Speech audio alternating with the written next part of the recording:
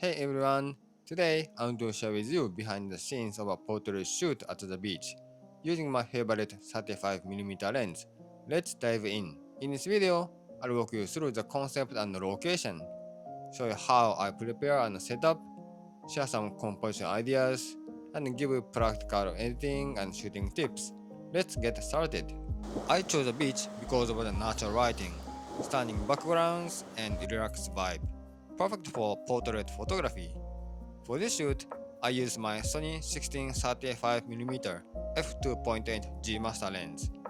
Although it's a zoom lens, I primarily shot at the 35mm focal length to achieve a natural perspective and minimize distortion, giving the portraits a more authentic feel.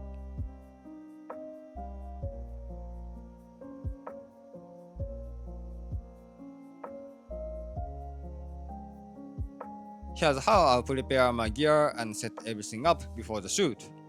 For this shoot, I prefer capturing the model moving freely and staying dynamic. To ensure sharp images without motion blur, I set a higher shutter speed, at least 1 over 1000 of a second. I shoot in aperture priority mode with the aperture wide open at f2.8 to achieve that beautiful background separation. You can set this ISO minimum shutter speed function in your camera menu. Since I often use it, I keep it on the top screen for quick access. Typically, when photographing walking people, a shutter speed of around 1 over 500 of a second is enough to freeze motion.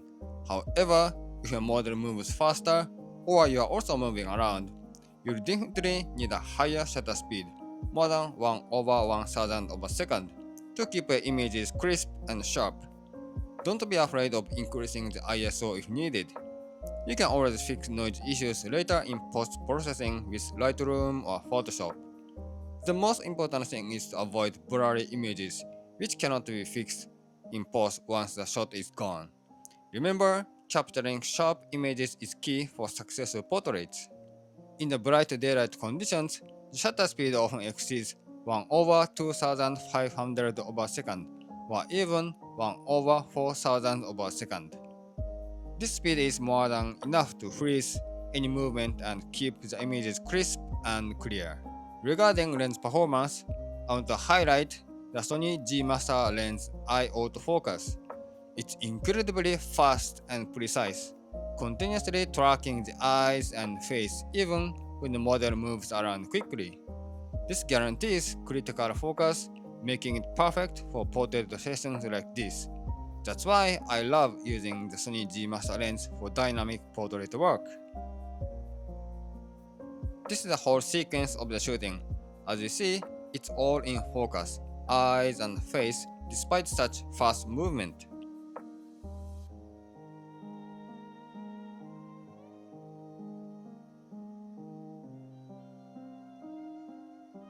When you are starting out with beach portrait shoots, it's common to feel like you are running out of ideas because the surroundings can be quite simple.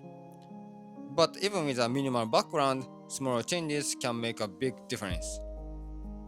Try changing a position, moving around the model and adjusting your camera angles from high, middle, and low.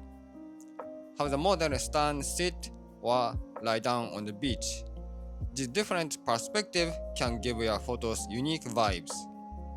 Lighting also plays a big role. If the sun backlights the model, it creates a silhouette or dramatic effect. If the sun is behind you, it illuminates the model's front and the background. Pay attention to the surroundings too.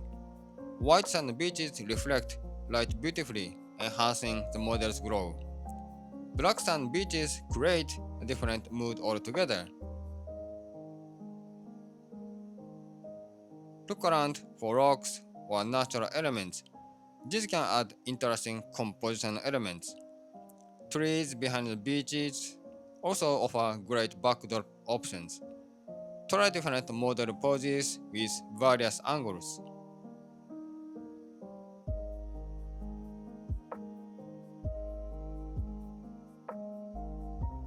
Don't forget about shooting in the water. Always communicate with the model beforehand about what's okay and what they want to try.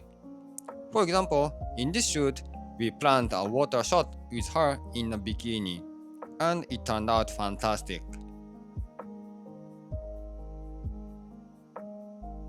Regarding composition, experiment with wide, medium, and close-up shots using a 35mm lens. I like including lots of sky, creating negative space, which looks beautiful at the beach. Conversely, filling the frame with the model can be very powerful and eye-catching as well.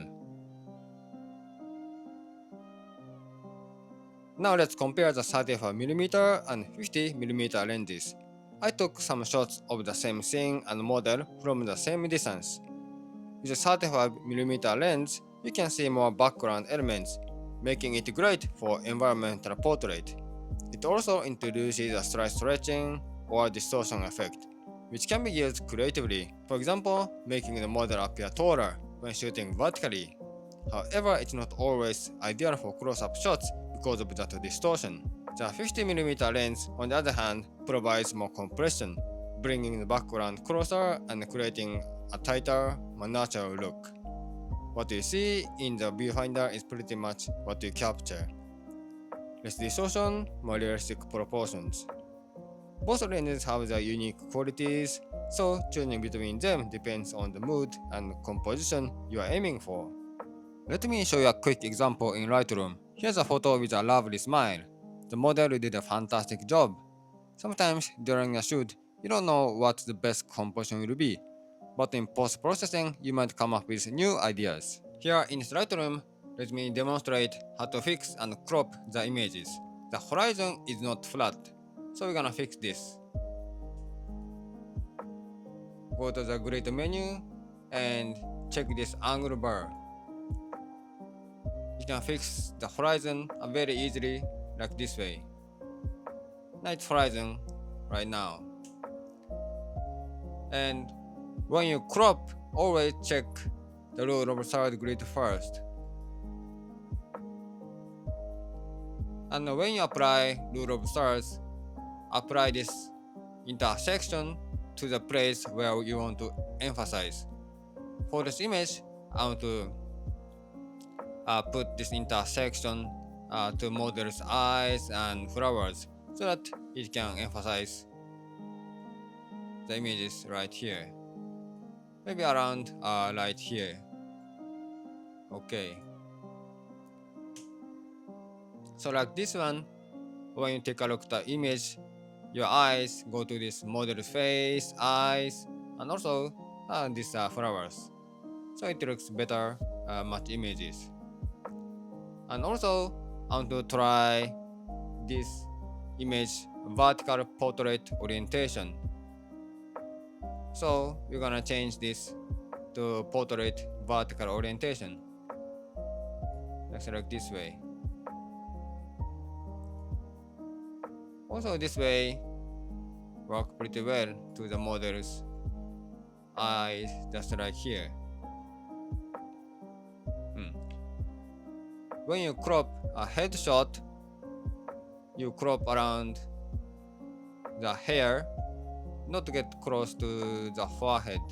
It gets weird. So crop around top of the head, slightly around here.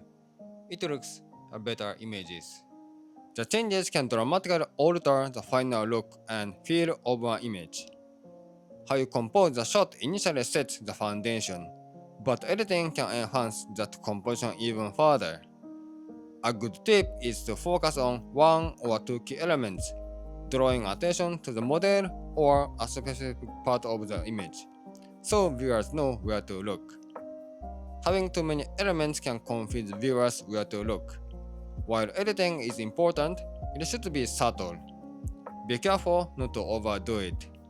Aim for a natural and balanced look. Remember, photography is an art, and the goal is to enhance the image without losing its authenticity. Thanks for joining me today. If you found this helpful, hit the subscribe button, like the video, and leave your questions or tips in the comments. See you next time.